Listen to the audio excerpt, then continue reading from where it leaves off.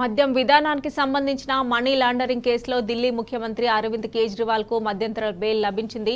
లోక్సభ ఎన్నికల నేపథ్యంలో ప్రచారం నిమిత్తం జూన్ 1 వరకు ఆయనకు బెయిల్ మంజూరు చేస్తూ సుప్రీంకోర్టు తీర్పు వెల్లడించింది. మద్యం కుంభకోణం కేసులో మనీ లాండరింగ్ ఆరోపణలపై మార్చి 21న కేజ్రీవాల్ ను ఈడీ అధికారులు అరెస్ట్ చేశారు. అంతకుముందు ఈ కేసులో విచారణకు రావాలంటూ దర్యాప్తు సంస్థ 9 సార్లు సమన్లు జారీ చేసింది. వాటికి స్పందించకపోవడంతో అదుపులోకి తీసుకుంది. ప్రస్తుతం ఆయన తీహార్ జైల్లో జ్యుడిషియల్ కస్టడీలో ఉంటున్నారు.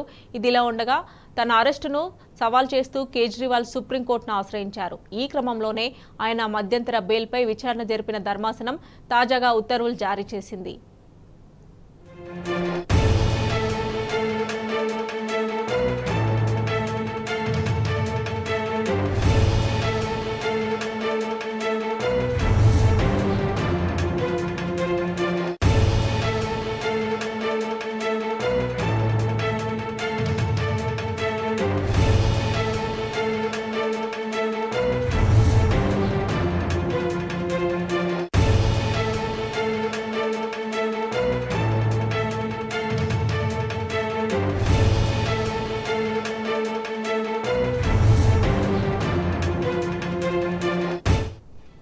మద్యం విధానానికి సంబంధించిన మనీ లాండరింగ్ కేసులో ఢిల్లీ ముఖ్యమంత్రి అరవింద్ కేజ్రీవాల్ కు మధ్యంతర బెయిల్ లభించింది.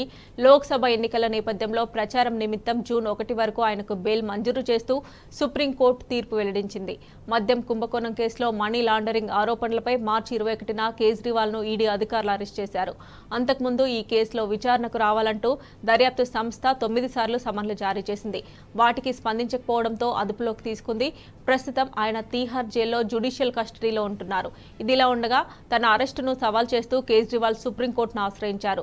ఈ క్రమంలోనే ఆయన మధ్యంతర బెయిల్పై విచారణ జరిపిన ధర్మాసనం తాజాగా ఉత్తర్వులు జారీ చేసింది.